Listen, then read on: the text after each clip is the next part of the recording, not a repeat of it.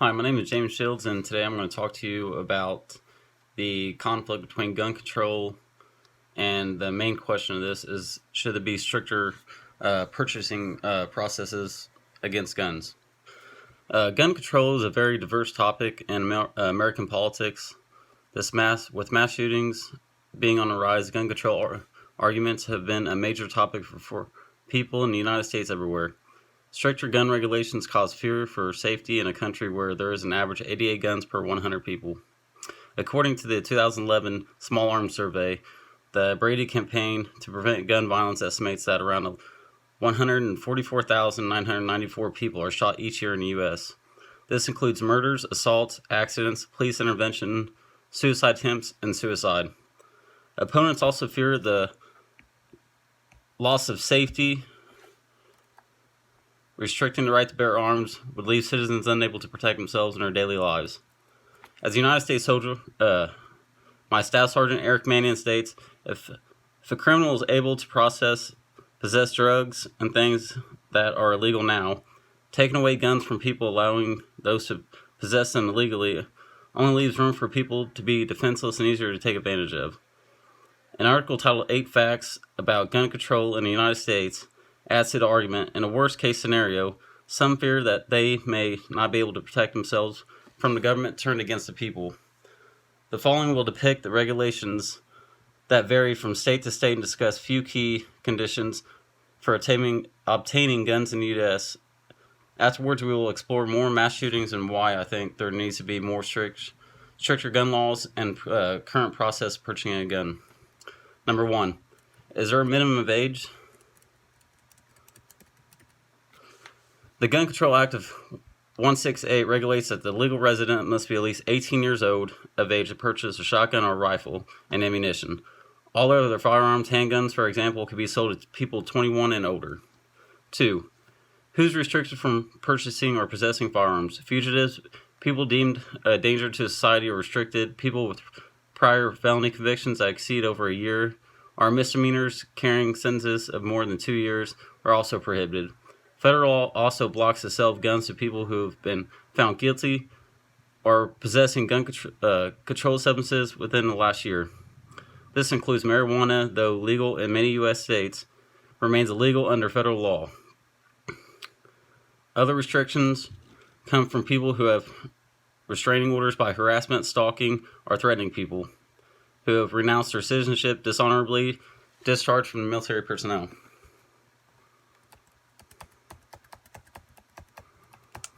Unauthorized migrants temporarily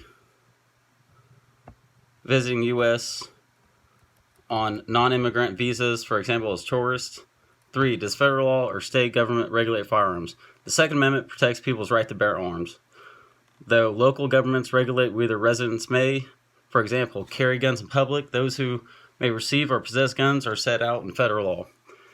The Bureau of Alcohol, Tobacco, and Firearms and Explosives, also known as the ATF, also regulates the standards of issuing licenses to gun vendors.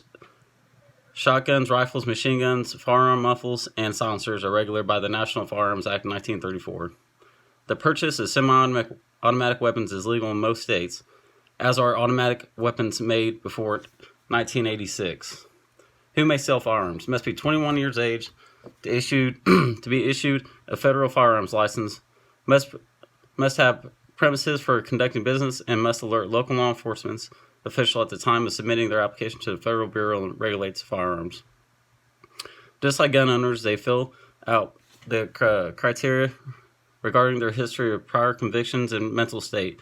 The license fee costs about $200 for an initial 3-year period and $90 for each subsequent 3-year-long renewal. Selling online also falls under these regulations. Number 5. Is background check required to purchase a firearm? Yes. The amendment to the 1968 Gun Control Act, known as the Brady Handgun Violence Prevention Act of 1993, requires any vendors to conduct a background check, which checks for any prior convictions, any other red flags. The check also states about 10 minutes and answers with approved, delayed, or denied.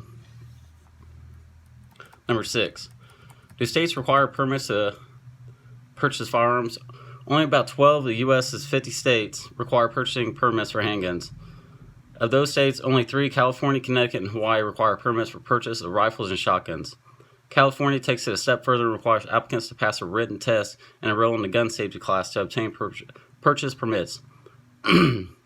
Some state policies even allow gun owners licensed in one state to bring their weapons to another. Number 7. Do states require permits to carry firearms? Thankfully, most states require permits to carry handguns. Concealed carry and open carry vary by state. Some states allow residents to carry handguns without permits. By contrast, virtually no state requires a permit to carry rifles and shotguns. What is the gun show loophole? Not every buyer is illegally subjected to submit to a background check, which potentially enables guns to fall into the hands of users who might otherwise not be allowed to own a firearm. According to the ATF, anyone can sell a gun without an FFL from their home, online, or at a flea market, or at a gun show, as long as he or she is not conducting the sale as part of the regular business activity. Example, someone selling a gun from their collection or giving those guns as a gift.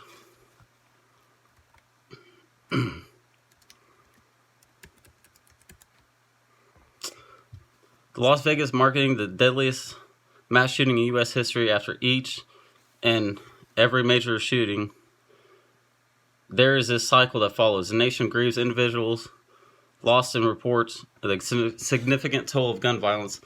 Politicians are criticized for offering thoughts and prayers rather than actual policy and debates on gun control. Mental health, violence, and terrorism resurface.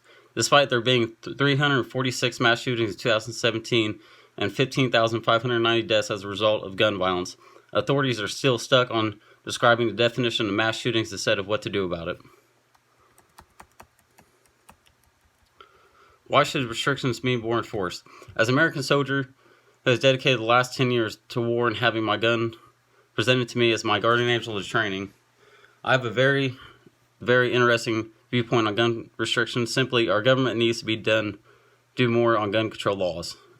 Must be implemented in controlling people's ability to possess firearms. Mental stability should be focused on more of these restrictions. The NAMI, also known as the National Alliance on Mental Illness, reports most people with mental illness are not violent. In fact, people with mental illness are more likely to be victims of violence. However, research shows that there are factors that may increase violence in mentally ill individuals: co-occurring abuse of alcohol or illegal drugs, past history of violence, being young and male, and untreated psychosis. Advocates for the federal government and states funding programs focus on early identification, early intervention, and evidence-based mental treatments. Investment in research to better identify traits and predict gun violence is also necessary, I agree. Because there are too many loopholes in current gun laws today, I do not think guns should be just taken away, as I fear for the safety of all, but not everyone should be easily access to weapons. Alright, and that's my thoughts on gun control, and thank you.